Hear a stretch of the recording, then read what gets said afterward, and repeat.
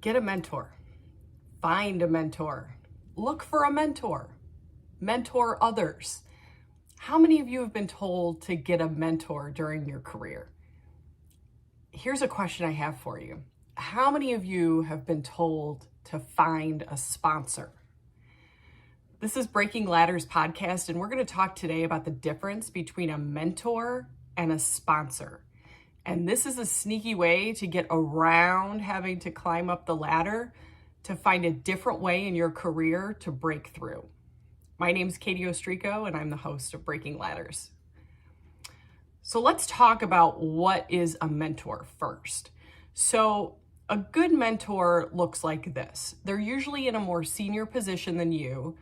It could be a role that you want to be in. It might be kind of like if you're at a manager level, it might be a director. Doesn't necessarily have to be in your functional area. And sometimes it's better if they're not, because what they can provide is expertise outside of knowing how to do your exact type of job. They're going to provide different perspectives, different experiences, different ways to look at your career. It's somebody you meet with consistently. It's somebody who gets to know you. It's somebody who can advise you. It's somebody focused on your career. And they will give you advice to really help you get to where you need to go. Their advice is usually designed to be a little bit challenging for you. It could be tough to hear. It could reflect back what you're saying to them, so they can be a chamber where you can share things and they'll echo that back. And so a good mentor is somebody that's there to help you work through situations in your career as you progress. So I'll share with you an experience that I had and a great mentor that I had at one of my previous companies. So I had a situation where I was kind of doing a role and had to interview for it. And they brought in somebody else to do the job that I was basically doing. It was one of the most embarrassing months I ever had because I had so many people come up to me and go, "Hey, why didn't they just give you the job? Hey, you're doing that job. Why didn't they just give it to you?" And so when they brought in somebody else, I'll be honest, I did not handle it well. I was struggling with, the decisions that person was making and how they were approaching the team. And so I was working with my mentor, and she sat me down and was really frank with me. And she's like, first of all, don't get emotional. Like, if you have a boss that's a micromanager that's coming in that wants to know everything that you're doing, just do whatever they tell you to do and have an exit plan. And she said, you getting emotional about it or venting about it is not going to help you long-term, which was great advice. But she's like, you need to not be there if it's not the right fit for you. And so it was something that was hard to hear because I was really struggling. I was coming home every day and kind of complaining, and I'm like, this is crap. I can't believe this. What is going on? But she was like, okay, you have to think differently about what your next step is. You thought it was going to be that job. It's now not. So what are you going to do now? And so I had an opportunity, and she connected with some other people inside the company to say, like, here's some other things that are open, and it might be a lateral move, but it might be an interesting opportunity for you. And so I ended up taking a role on a team with people that I loved working with a boss that was amazing. And it was in product development for healthcare, which was some of the most emotionally draining, but also emotionally fulfilling product development I've ever done in my whole career. Never would have left and taken that opportunity, which then led to future opportunities, if I hadn't been passed over for that job. And it was something I didn't realize till a year later when I started to look at where I was, and I was able to go, oh my gosh, that was the best thing that they never gave me that job. So I'm meeting with her. I'm in this new team that I love a lot. And I have an opportunity to leave to go to a really small company, one of the biggest to one of the smallest.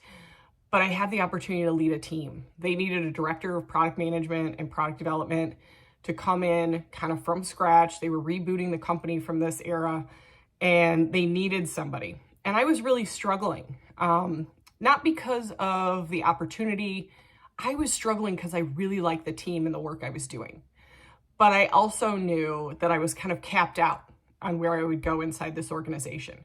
And so, my mentor was able to have this conversation with me. I remember we were sitting down, it was like a high top round table in the cafe area.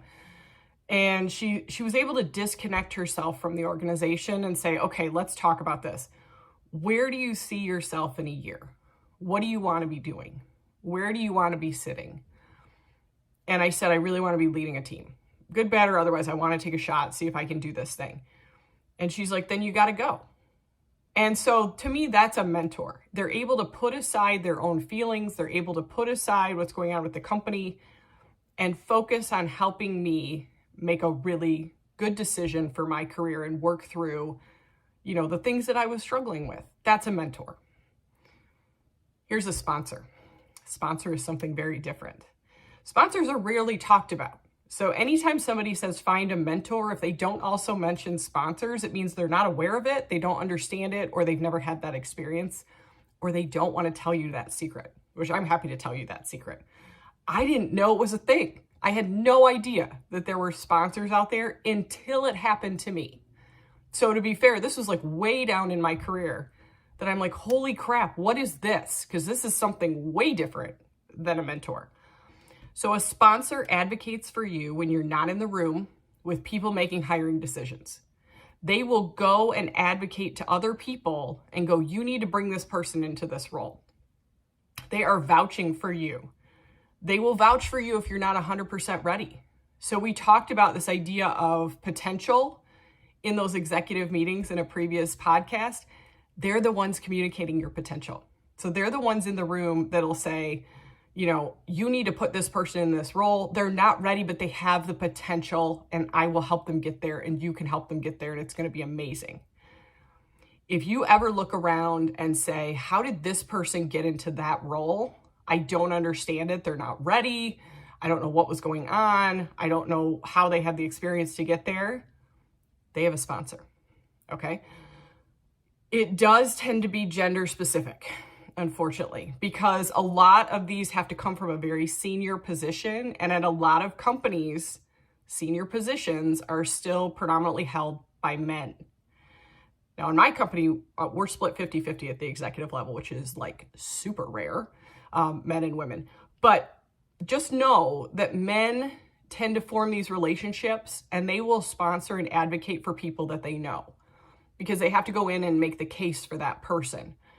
And so oftentimes men are the ones getting sponsored. And oftentimes women have no idea this is going on. So this is just a little tip for my ladies in the audience is like, this is going on. So make sure you're aware of it. So it comes down to having a different conversation that they're having in a room that you're not in. And if you don't know who is sponsoring people at your company, if you don't know how to get a sponsor or how to get somebody that's a leader that can advocate on your behalf, it's because there's no rules about it. Nobody talks about it. People talk about mentoring all the time, but nobody talks about asking to be sponsored for a role or an opportunity when you may not be ready. And this is who moves people and opens the doors at those levels. So what I want to do is share with you how I found out about this and how I learned about this. So when I left that really big company and went to work for the small company, I had the ability to get to know the other companies that the parent company owned. So they owned like 6 or 7 different companies, 3 of which were in the area, and then a couple other ones were located throughout the country. And so what I got to know is I got to know the other companies' executive leaders through, annual planning meetings or board meetings where you would share things with the family, or through social settings. So they would do like strategic meetings and other things. They'd bring in speakers, and then you'd have like a social setting where you got to know people. But I also got to know the CEO of the parent company. I got to know him through quarterly meetings, strategic planning meetings, functional events, social events. I got to know about his family. I got to know that he collected comic books. Like you got to know people in that setting because you were spending a lot of time with them. So my company got put up for sale. And so they wanted to bring in a team and generate enough value so that they could eventually sell it. I didn't know that, but that was the plan. So, they informed me of that and they said, we'd like you to stay on. Here's kind of the contract, just so you can always negotiate those, which I did. But they said, you need to keep it confidential, but we need you to help us try to sell the company. So I said, okay. So immediately I got into the mode of like, at some point this is going to end and I got to have a job, right? So I started looking, and my entire experience had been within one industry. And I was fortunate that there are several companies in the area that have that as their main industry that they service. So I reached out to connections that I knew and had a couple of opportunities, and actually had a job offer from one of the other companies in the area. And it was something I had done my entire career. I was really comfortable. I knew I could walk in and be effective. And so I shared that I had an opportunity, because you had to let them know like how long you were going to be on and what that process looked like. And so the CEO of the parent company asked if we could have lunch. And I said, yeah, that'd be great. So we have lunch. I'm sitting down, kind of chit-chatting.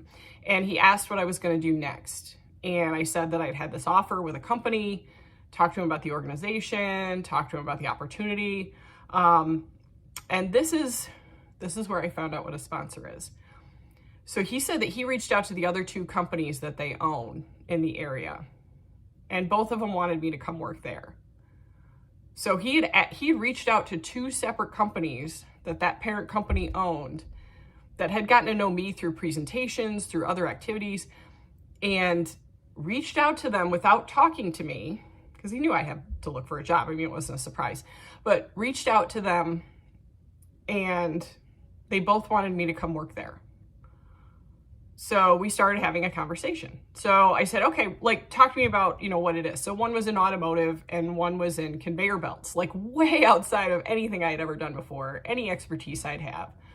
And we started to have a conversation about my career path. And so, he had worked at multiple different types of companies, which I think was hugely valuable for him. And he's like, if you stay, and this will be kind of the fourth company. So if this is your fourth company, you're going to take this job inside this industry, you better really like it, because you're going to be there for the rest of your life.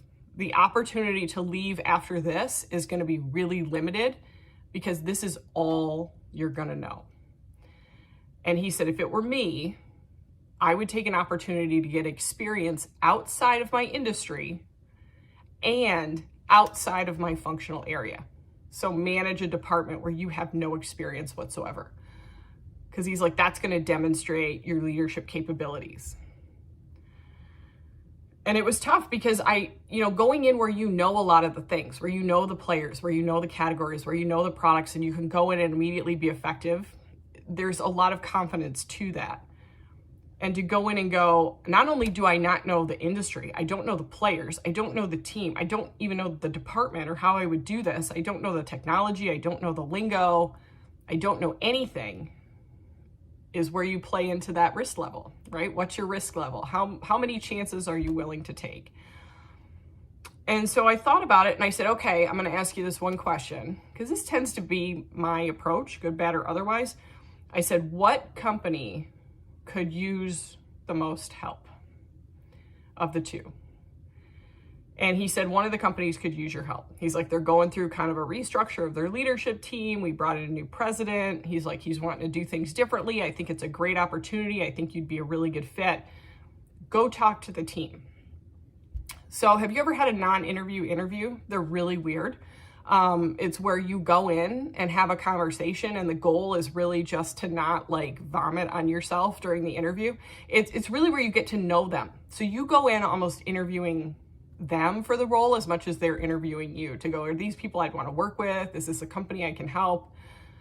And I took the job heading up like product and marketing, and then I took all of their customer service. So it was the first time I got to manage customer service. It was the first time I got to manage a remote team in an industry I knew nothing about. And I was also part of the executive team. So it got me a seat at the table that I didn't have before. And the reason I got that job is because I had a sponsor.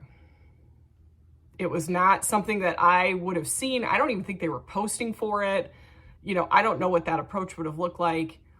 I got that because I had somebody advocate for me in a room that I was not in, to help lay out a bit of the red carpet and go, you've got to walk this a bit, but I've laid it out for you if you're interested, and you can go take advantage of this. And I'm going to advise you to maybe step outside of your career and the path that you're on and try something a little bit different. That's a sponsor. Okay. So here's what I'm asking you. Do you have somebody at a senior level that can influence others that's advocating for you when you're not in the room? Are they aware of your experience? Have they seen you like in action?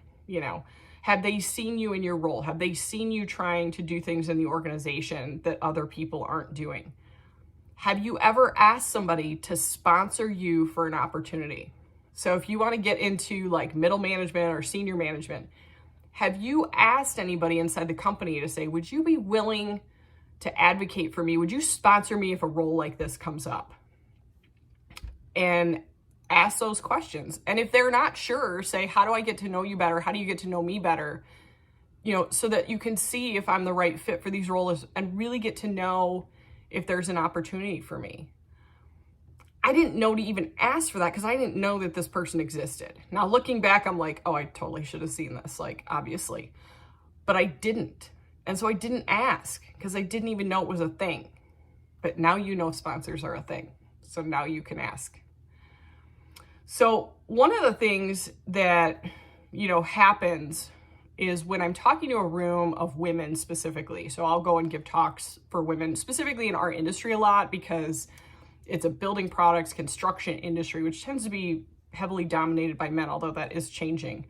Most women have no idea, that a sponsor exists. And when I start to explain it, they're like, oh my gosh, I had no idea. It's an unwritten thing. Mentorship is very forward facing. A lot of companies talk about mentors. They preach about mentors. They have it as part of a program. It's official.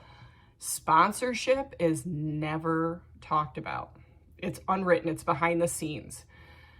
And so for me, when I'm talking to people, if it's out there, the question I most commonly get is, how do I get one? How do I get a sponsor? And you've got to find those senior leaders that would advocate for you and ask them to do that. But most people didn't even know to ask for that. And so the fact that they're so surprised makes me think that I wasn't the only one that didn't know that this was a thing. And so my goal in this podcast is really to tell you the secrets that I figured out or learned so that you know them way earlier than I did, so that you can use them to your advantage to figure out what you want to do. And here's my question. If you're sitting in a leadership role, because I've asked this before, are you sponsoring people inside your company? Are you advocating for people to get roles when they're not in the room? Are you finding talent on your team and might be willing to give them up on your team to give them leadership opportunities somewhere else to spread that wealth around? So I did a talk for a group of women at one of our customers, which was great. And I spent like an hour and a half, 2 hours with them, really got to know them. It was a small group, so it was kind of fun. It's different than speaking to a large room. And the president of the company asked that I do a talk for the men, which I thought was interesting. So the male leaders, and I kind of laughed and said, I don't have that talk. But he's like, could you come up with one? So what I did is I gave them a modified version of what I share with women and basically say, don't use this as like evil, Dr. Evil stuff. Use this to understand how women typically think so you can be more effective at leading and managing women to develop them in your organization because it'll give you a competitive advantage. But when we got to the part about sponsoring, I asked if anybody in the room had been sponsored. Like, had you been given a role beyond your capacity because somebody had advocated for you? And there were people in the room that raised their hand. And I said, that's awesome. How many of you guys in leadership roles are sponsoring people inside the company? And most of them nodded their heads, or like a couple of them raised their hand. And I said, that's awesome too. How many of them are women? And nobody raised their hand. And I said, okay, it's probably because you're not getting to know them in the way that you're getting to know some of these men, right? You're not socializing with them. You're not golfing with them. You're not hanging out at a bar at 4:00 with them. Because sometimes that's like not appropriate, especially if you're married, to go, hey, I'm going to go hang out at a bar with the same guy every Friday night at 4:00.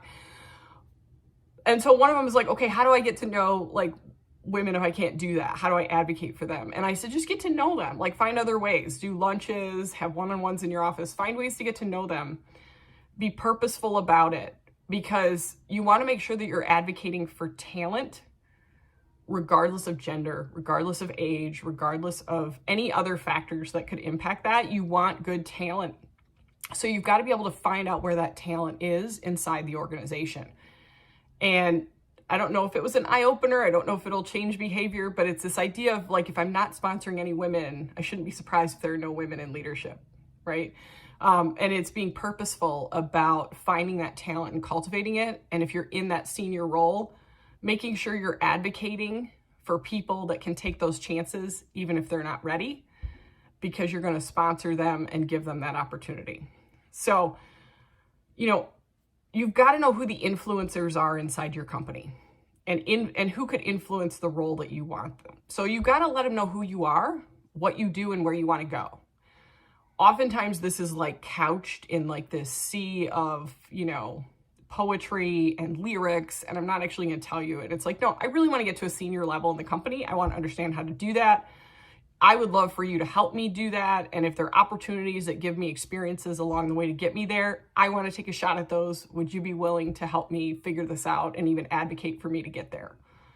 Ask them to share with other key decision makers when they're kind of ranking the team to say, would you be willing to advocate for me for a project or put my name out there or share something about my talent or my skills, and say she or he is open to something new and different if you have that on your team. People figure out who they want in the room by who can work well together, who fits, right? That culture fit word. And performance is a piece of that, but it's also, are the right people advocating for you to say they'd be a good teammate? And you've got to get really comfortable with yourself about what you're good at. You've got to be humble and hungry. It's like this weird dichotomy that we see. You've got to be hungry enough to go after it and do the work to go after it and figure out how to go after it. You've got to be humble enough to know that you haven't got it all figured out. And so it's playing that balance to go, here are the things I do, here's what I don't. I want to get better. I want to learn this. And you've got to connect with the right people, even if it's on like side projects or other things that you can work on, and be purposeful about the role that you want and where you want to get to. So the last 3 jobs I've had, I got because of referrals and recommendations from people to senior leaders who are making that decision.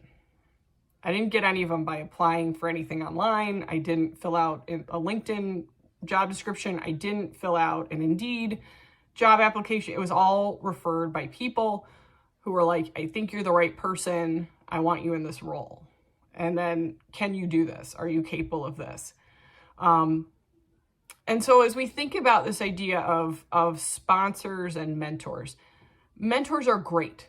Okay. I don't ever want anybody to think that I don't think mentors are great. They will tell you the truth. They will shoot you straight. They're the people that will focus on your career and really challenge you to think differently. But sponsors are what get you to that senior level and those really higher levels within a company. And you've got to think about them differently. You've got to ask different questions. You've got to demonstrate different things. And so I'd love to hear from your guys' perspective. Like, is this new information, or were you aware of sponsors before? Now that you know that they're out there, do you potentially look at certain people that have moved up within your company very differently? Do you know who the influencers are that you need to make those connections to? And are you in a spot to say, I want you to take a shot on me, even if it's outside of my functional area? Can you advocate for me to get to that next tier, that next level that I want?